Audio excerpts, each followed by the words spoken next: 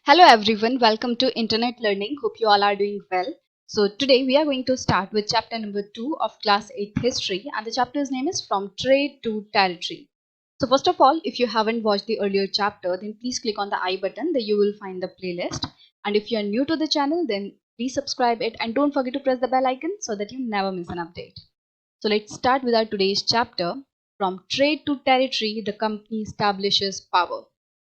So in the last chapter, means the first chapter of this book, we studied that in this whole book, what we are going to study is that how Britishers came in India and how they established their rule here, how they made us their colony.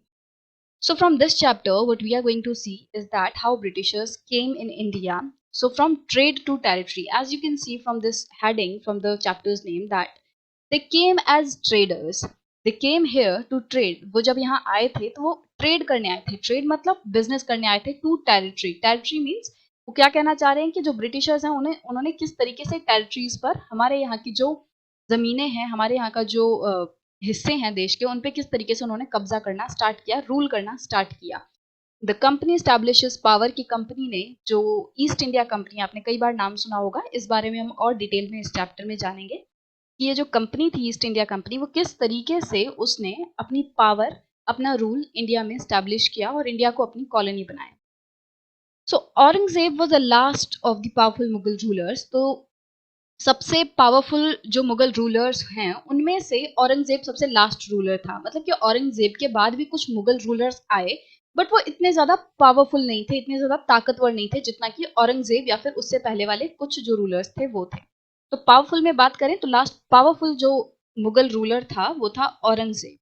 He established control over a very large part of the territory that is now known as India. तो मतलब जो औरंगजेब है उसने India के काफी सारे parts में अपना जो रूल है वो स्टैब्लिश कर लिया था. काफी सारे हिस्सों पे इंडिया के उसने कब्जा कर लिया था. After his death in 1707, many Mughal governors, subedars and big zamindars began asserting their authority and establishing regional kingdoms. जब औरंगजेब की मृत्यु हो गई, उसकी डेथ हो गई, उसके बाद जो बहुत सारे ऐसे मुगल गवर्नर्स थे, गवर्नर्स मतलब जो सूबेदार, जिनको कि अलग अलग सूबे का एक तरीके से हेड बनाया है, अलग अलग जो हिस्से थे उनकी रिस्पॉन्सिबिलिटी दी है मुगल रूलर ने. तो अब ये जो सूबेदार हैं वो क्या करने लग गए, जिन हिस्सों पे इनको अथॉरिटी दी है, जिनका इन्हें सूबेदार बनाया गया था, उनमें वो एक तरीके से अपना रूल स्टैब्लिश करने लग गए, उनमें अपनी पावर बढ़ाने लग गए. ठीक है, या आपने अपनी अर्लियर क्लासेस में पढ़ा था कि कौन सूबेदार रहते थे, कौन जमींदार रहते थे, क्या ये सब होता है. ठीक है, तो सूबेदार बेसिकली एक तरीके से, अगर मैं आपको मोटा मोटा बताऊं, कि जैसे जो मुगल रूलर है वो हर जगह पे कब्जा तो नहीं कर पाएगा, हर जगह पे प्रॉपरली रूल तो नहीं कर पाएगा, क्योंकि वो तो सिर्फ दिल्ली पे बैठ के या फिर एक जगह बैठ के काम कर रहा है. तो सारे हिस्सों को अच्छे से चलाने के लिए उसने क्या किया, हर एक हिस्से को किसी एक पर्सन के अंदर दे दिया. कि मान लो ये एक बड़ा सर्कल है, पूरी टेरिटरी, जिसपे कि कोई राजा रूल करता है, कोई मुगल रूलर रूल करता है. तो उसने क्या किया, एक हिस्से का सूबेदार किसी को बना दिया, एक हिस्से का सूबेदार किसी को बना दिया. तो इन हिस्सों का अलग अलग सूबेदार बना दिया, इन सूबों का सूबेदार बना दिया. अब ये सूबेदार क्या करेंगे, अपने अपने हिस्सों को, अपने अपने जो सूबे हैं उन्हें अच्छे से संभालेंगे, अच्छे से चलाएंगे, यहाँ से रेवेन्यू कलेक्ट करेंगे, उन रेवेन्यू से यहाँ की मिलिट्री वगैरह को संभालेंगे. तो ये सभी जो सूबेदार हैं वो इस मुगल राजा के लिए काम कर रहे हैं. और इस तरीके से मुगल राजा जो है अपने सारे हिस्सों को, अपने पूरे जितना भी उसने कब्जा किया हुआ है, जो भी उसके अंडर आता है, उसको अच्छे से चलाने में सक्षम रहता है. अब जैसे ही ये जो पावर है ये कम होने लग गई, मतलब जैसे ही मुगल जो रूलर था औरंगजेब, जब वो मर गया, तो उसके बाद यहाँ से जो सेंटर की पावर थी वो कम हो गई, कि अब इन सभी सूबेदार के ऊपर कोई इतना पावरफुल नहीं है जो इनको कंट्रोल कर सके. तो धीरे धीरे ये लोग क्या करने लगे, ये अपना रूल स्टैब्लिश करने लग गए, वो अपने अपने सूबेदार में अपनी पावर स्टैब्लिश करने लग गए. ठीक है, इसी तरीके से जो जमींदार थे वो अपनी जो अथॉरिटी है वो असर्ट करने लग गए. इसी तरीके से जो जमींदार होते हैं वो भी अपनी पावर जो है इस तरीके से असर्ट करने लग गए, और सब जो है अपना अपना अलग अलग रीजनल किंगडम स्टैब्लिश करने लग गए. कि मान लो यहाँ के सूबेदार ने अपना एक किंगडम स्टैब्लिश कर लिया, यहाँ के ने अपना कर लिया कि ठीक है अब ये जो है हमारा हिस्सा पूरा मेरा राज्य है. तो इस तरीके से धीरे धीरे करके ये अपनी पावर बढ़ा रहे थे और अपने अपने अलग अलग किंगडम्स, अलग अलग साम्राज्य जो है वो स्टैब्लिश कर रहे थे. अब powerful regional kingdoms emerged in various parts of India. और इस वजह से क्या हुआ कि धीरे धीरे करके पूरे इंडिया में बहुत सारे अलग अलग पावरफुल किंगडम्स जो है वो इमर्ज होने लग गए। और जब इस तरीके से पावरफुल किंगडम्स अलग अलग हिस्से में देश के इमर्ज होने लग गए तो दिल्ली की जो पावर थी वो कम हो गई, क्योंकि अब लोग अपने हिसाब से काम कर रहे हैं, अब कोई भी ये सेंटर पावर की नहीं सुन रहा।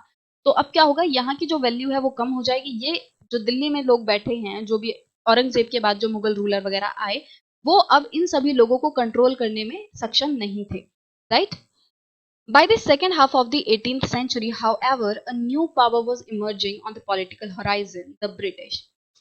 अब जब 18th सेंचुरी का सेकेंड हाफ आया, मतलब लगभग 1750s के टाइम की बात कर रहे हैं, उस टाइम पे क्या होने लगा, धीरे धीरे पॉलिटिकल होराइजन में एक अलग पावर दिखने लगी। ठीक है, औरंगजेब के बाद जो है ये पॉलिटिकल पावर थोड़ी मंदी पड़ गई थी, क्योंकि औरंगजेब एक पावरफुल रूलर था, बट उसके बाद के जो रूलर आए वो इतने ताकतवर नहीं थे, वो चीजों को कंट्रोल नहीं कर पा रहे थे।